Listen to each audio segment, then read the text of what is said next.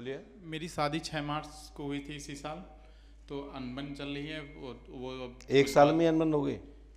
कुछ बातों को लेके, तो उनमें जो क्या है, बात होगी? पत्नी की बातों को लेके, तो तुम्हारी बातों को लेके? उनकी बातों को लेके। क्या उसकी बातों में क्या कमी थी?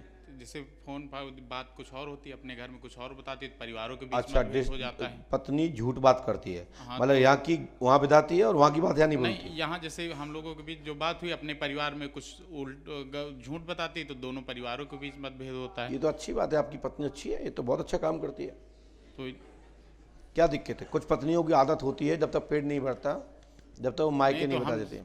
यही चाहते हैं कि रिश्ता आगे चलेगा कि टूटेगा ही। बिल्कुल चलाना चाहिए, बिल्कुल तोड़ना नहीं, ये चाहिए। तो हम भी चाहते थे गुरुजी। तोड़ना नहीं, हम चाहते थे रिश्ता चले, लेकिन जबरदस्ती तो नहीं किसी को रखा जा सकता। तो ये शादी आपकी मर्जी से हुई है क्या? हाँ, मर्जी थी। लव क्यों नहीं की? तो उस चीज़ों को लेके, मतलब इतना वो आपने लव में शादी क्यों नहीं की? लव मैरिज इतना कोई ऐसे ऑप्शन था नहीं हमारे पास। ऑप्शन नहीं था, होता तो करते।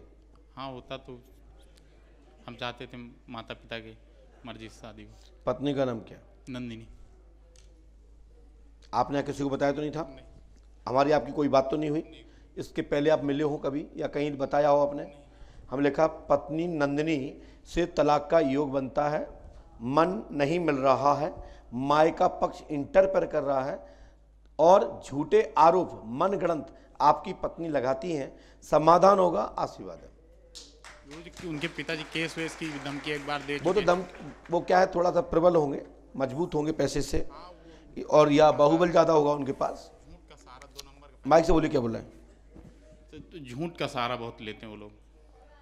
हम चाहते हैं कि सच के साथ शांति से समझौता हो, अगर ना रहना हो।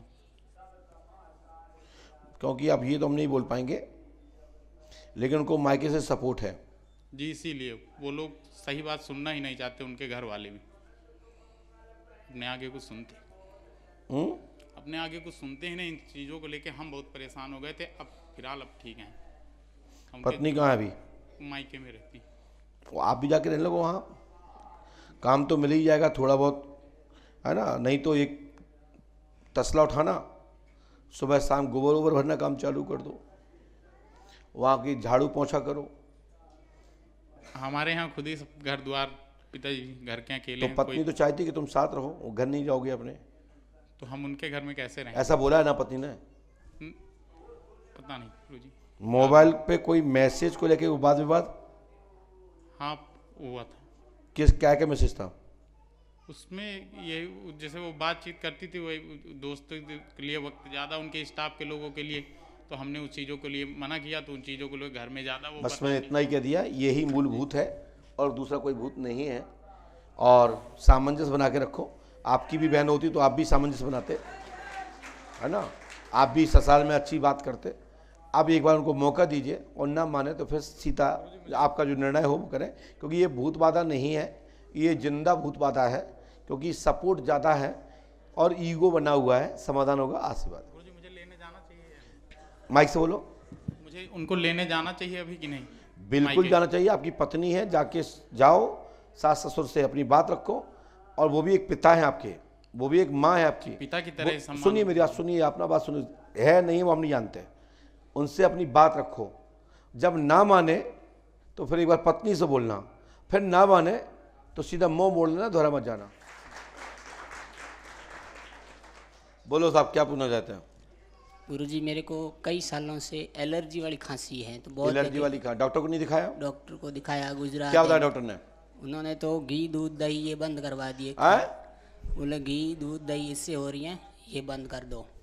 और दूध दही बंद कर दो, खाना नहीं है। करना भी चाहिए, डॉक्टर कह रहा है तो करो। कर दिया, लेकिन उससे कोई फर्क भी नहीं तो पड़ा। खाओ फिर खाना शुरू कर दिया, और फिर मतलब हर जगह दिखा दिया। बोलोगे तो एलर्जी वाली रहेगी। कई साल हो गए, 10-15 साल हो गए। अब हमने क्या लिखा सुने जी। कितना समझा? इतना लिखा है, निमोनिया का कारण है, और दूध इन्फेक्शन कर रहा है। प्योर दूध लेने के कारण चेस्ट पर प्रदूषण जम रहा है, इसके कारण सर्दी रहती है, वह जोखाम हो जाता है। लाभ होगा, आशीर्वाद है। ये निमोनिया है, ये निमोनिया क्या है? टाइफाइड वाला। हाँ, लाभ होगा, आशीर्वाद। क्या नाम है आपका? राजेंद्र कुमार। ठीक है। आपने अपने यहाँ किसी को बताया था राजन जी? नहीं, किसी को नहीं बताया। जाति क्या आपकी? जाति मेघवाल है। गुरुजी एक वो अभी बताया था ना पितर वाला, राजू जो आई थी, वो पितर उनके वहाँ का है या हमारे उधर का है? लाभ हो जाएगा, हमने सब कुछ लिखा है। उसमें लिख दिया। इन्फेक्शन भी है साथ में, बुखार भी रहता है, ठीक है ना? जी। और ये दवा लग जाएगी, डॉक्टरी इलाज लें, और इसमें 3 दिन की मन चिकित्सा जरूर फटाफट कर लीजिए आप, ठीक है ना? तत्काल सफलता मिल जाएगी, आशीर्वाद है। कर हो तो लाभ मिल जाएगा, नहीं करोगे तुम जानो तुम्हारा काम जाने। बोलिए सच्चे दरबार की, पंडोखर सरकार खड़े होइए। की।